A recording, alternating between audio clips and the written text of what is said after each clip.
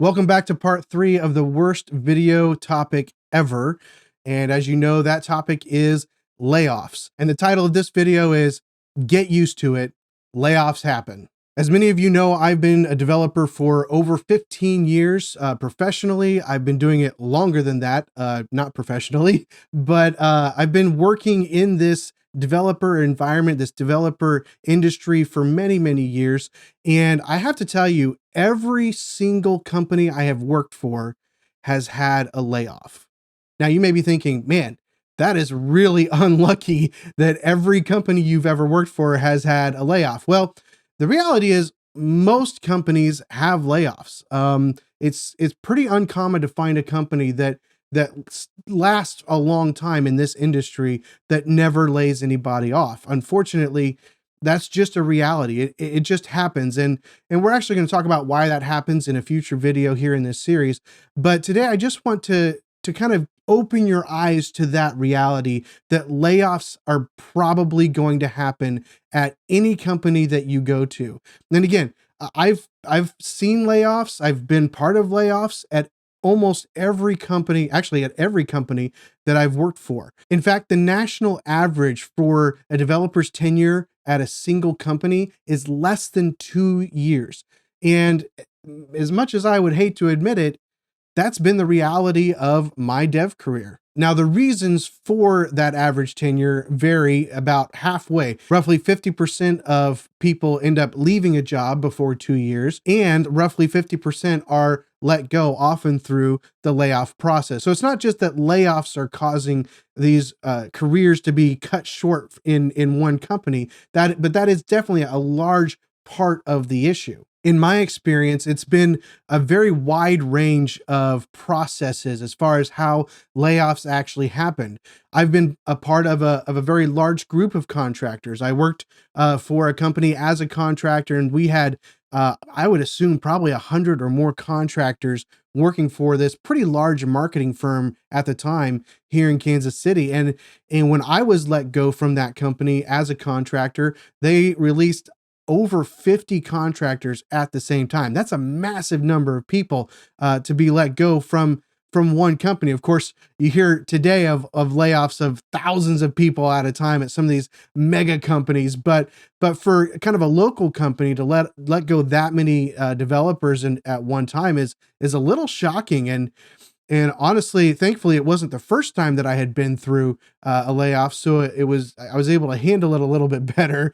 But it was shocking to see so many people get let go, and that does happen. Large groups of people do get let go at the same time, and that's a very weird feeling to be kind of caught up as part of that group. I've also been part of a small group, a close-knit group of people being laid off. In fact, we had a small development team of around 8 or 10 developers that were working for a company. And one day we all came into the office and were told that the whole developer team was being let go. That was basically the entire development part of the company. I think only one person remained from that layoff situation. But so that's a much smaller group. And that one was really weird because we were all one team, and we were all let go kind of together, and we had some time to kind of even talk about it there and commiserate with one another.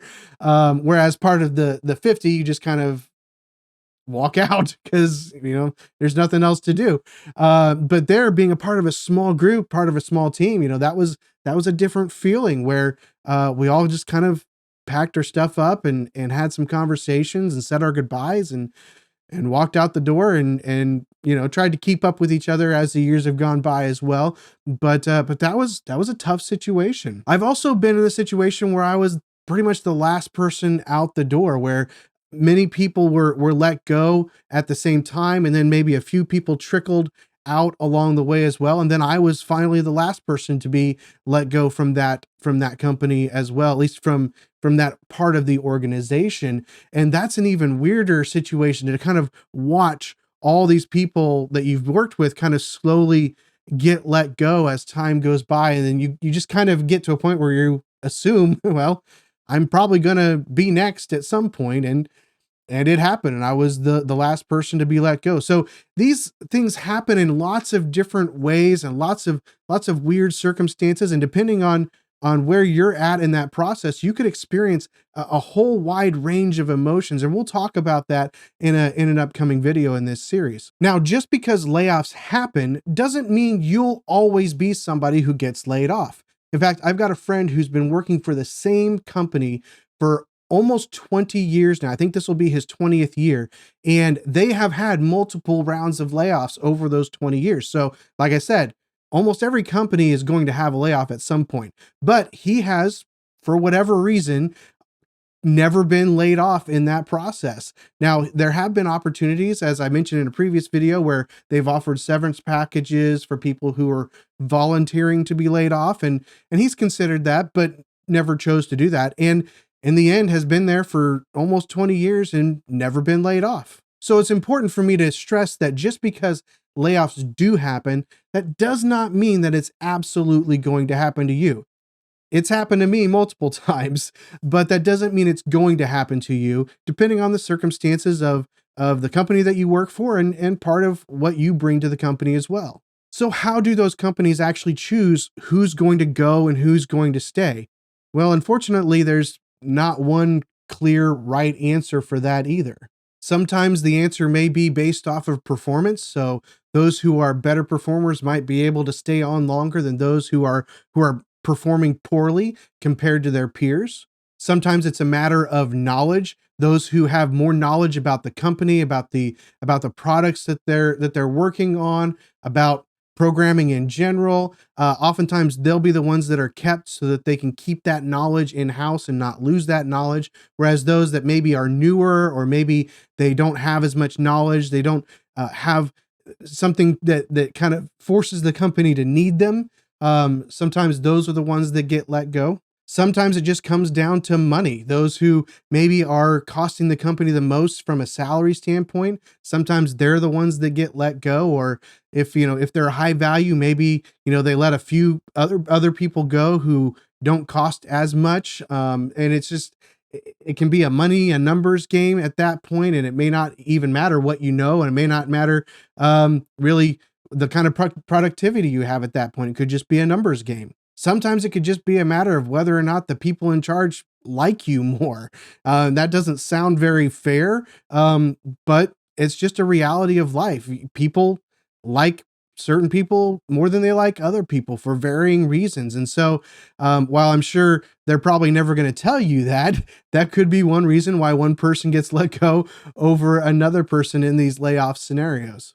But the reality is that almost no matter where you go, at some point in time, either that company has had layoffs, that company is in the process of layoffs, or that company is going to have layoffs in the future. It's very, very rare in the developer industry to find a company that has never had a layoff and that never will have a layoff in the future. So you just need to get used to it. Layoffs happen, and they happen pretty much anywhere in any industry that you're working on as a developer.